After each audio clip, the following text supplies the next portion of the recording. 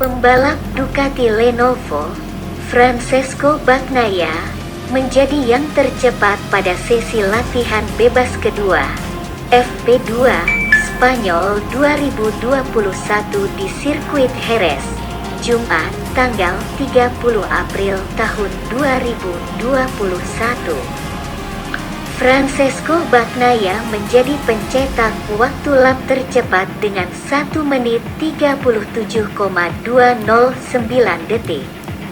Tepat di bawah Bagnaia, muncul Fabio Quartararo yang menempati posisi kedua dan Aleix Espargaro di tempat ketiga. Di satu sisi, Joan Mir, Marc Marquez, dan Valentino Rossi masih kesulitan bersaing untuk mencetak waktu lap terbaiknya pada FP2. Sebanyak 22 pembalap langsung tampil pada FP2 untuk bersaing mencari catatan waktu lap tercepat. Persaingan mencari yang tercepat di peringkat teratas sudah berlangsung sengit dengan saling gusur. Fabio Quartararo, tim Yamaha Factory, langsung tampil nyata dengan mencetak lap 1 menit 38,292 detik. Stefan Bradl yang mendapatkan wild card dari Honda sempat menggeser Fabio Quartararo. Tetapi kemudian Aleix Espargaro, Aprilia Racing, melewatinya langsung.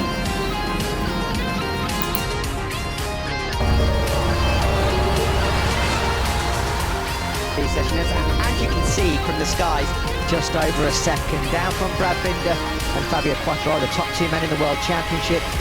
Is down in 19th place, but just a second behind Binder. Front tyre woes for KTM at the start of this year, but already showing signs of that. I suppose the really important thing here Have had their issues so far this weekend. Those couple of mistakes really did prove, really did charge through the pack. 35th to 1st. Marc Marquez, Repsol Honda, great showing. Horrendous right humerus fracture in the saddle for 9 long months, but he was only a couple of tenths behind Honda in 7th place. Yeah, it answered Said to him pre-Portimao, Steve, you're going to be 7th and you're going to be 3rd. Aleix Espargaro, well, if you base your judgment on what we've seen so far, a radical overhaul, and then the one is for sure though, in the first 3 GPs and here in factory at Aprilia. Here's your World Championship leader then, the man of the match, brimming with confidence after great fight back to the winning Cat 4. Here is Francesco Bagnaia fighting for podiums here tomorrow. Just looks like that late mistake in Qatar too when he was looking. Viñales about to head out on circuit. Interesting afternoon. He's quite got that twinkle in his eye so far this week as well. So he's only 4 tenths behind. So Motogp fans, so you have until board with now. Fabio Quartararo has to be competition. And sadly, both of them empty-handed. I'm not changing it anymore because it's just bad luck. Without his drums though this morning, he lost out on a fair bit in that second qualifying session. Simon mentioned this morning, that was 10th place this morning. Tomorrow morning, full record here, hasn't he, Marc Marquez? He said yesterday, some very, very good memories of the Jerez. Sat up and out in this one. And the thing as well, he's coming in here with a lot of work to do, and there's a lot of he's already back-to-backing last year's frame with this issue for the last few years, hasn't it, in terms of Honda? But does he really want to ride around those problems as well? You know, you talk to anybody else that rides the Honda in the front end this year, where the Honda really. Yeah, here we are then on board with the Tepat, seeing how well he did with those 2 stunning victories. No one hearted with Oliveira because he's certainly expected to have had far this year, and he, in combination with his team, have just effectively cost Francesco Bagnaia pole position, and then Brad is starting steady and coming on Sunday afternoon, and whatever motorcycle's underneath him, you know he's just going to at you all the time. And Binder and Carr, this week we can stay on board and we can get some decent results. First of all, you've just welcomed Tito. He has only few laps on his reliability and physio, but disappointment, I imagine, what happened to Joan Zarco in he missed a gear, and but you know it was in this morning he could manage that. I mean, good luck. Thank you. Yeah, thanks very much, Francesco. Years here in MotoGP, other than when Alan trouble, just in case this is supposed to be contagion. There was the tears, wasn't there? The heartache in 2021. What will it in now? down to a 37th. Awful lot of scrutiny in the media as well. Rossi, and then he kind of sort of tries to just said they've got what they paid for, they've got what they requested. Well, yeah, and that's fair enough, isn't it? He's a kind man, grounded. This debate where they've been saying, you know, if you're a rider constrained after COVID-19 had such a big impact on race last time out, it was less than a second, but he is absolutely getting everything he can out of that. Bagnaia and Joan Mir. Espargaro said, Matt, at the start of the year, he came here to win races. He was desperate to do the same. And I think Paul's been asked about this news here this week in Jerez. Valentino Rossi with Yamaha and also with Suzuki to Michael Bartolomei, former boss of Marc Marquez race, of providing the bikes spare part decision quite quickly, because all the manufacturers are going to need a firm decision as to whether or not he's going to continue to play. Be a fascinating development now.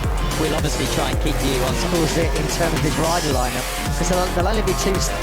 Yeah, absolutely. And hey, that's Unfortunate mistake.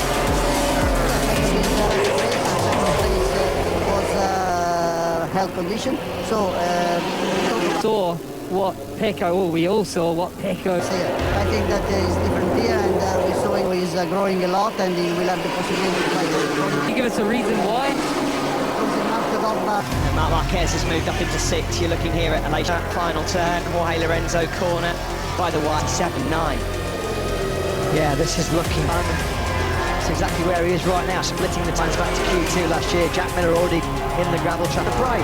Marquez comes back in Portimao, and Stefan Bradl. And Stefan Bradl, as always, took an TV commentary, you know, pretty much full-time as well. which I'm sure Honda will be using him and utilised. Speaking of that, as you look here at Vinales, both Hondas at the moment look Inglorious Spanish sunshine. Yamaha earlier on, just to make this abundantly clear, it was a shame he didn't get given it at the start of the year.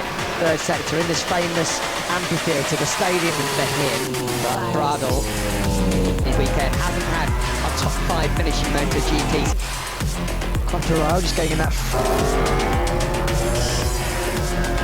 It goes exactly where he wants on the racetrack, and And one. Without further ado, let's pop down to pit lane. We've been shouting For them this weekend and this. Because of Jerez, he's really it's coming in pocket for expertise and for experience. Hope you boys go well and we get back to talking to you. it wasn't that long ago, Steve, was it? Who is it? I think that way was turn 13, certainly unlucky for a bat. furious with himself though, because it was going well, and I understand that one. We didn't see the start of the crowd. He's running a lot of laps on the same time, and he's inside that top 10, pushing Q2. Rossi's looking to try and get that feeling back. You know, That's all he's. if you want a Q2 nowadays, you've got to just take your brain out and go for Bit it. of a rundown what Michelin have brought here for this race. You know, to give more support, because lastly, When it's cooler like this, or is it more useful for? they are strong. Already Petrucci ran out the medium and the hard. By the hard, they like the hard because the. As always, thanks Piero Tommaso. Thank you Simon as well. We got 10 until it went up in smoke. Yeah, the start now, Mir at 38.38. Bardal, Taka Nakagami and Aleix Marquez, who have not. Things have been tough, and they have been tough down at Aprilia. Watching Marquez there, ping the Honda out. Really struggling, not just in terms of speed.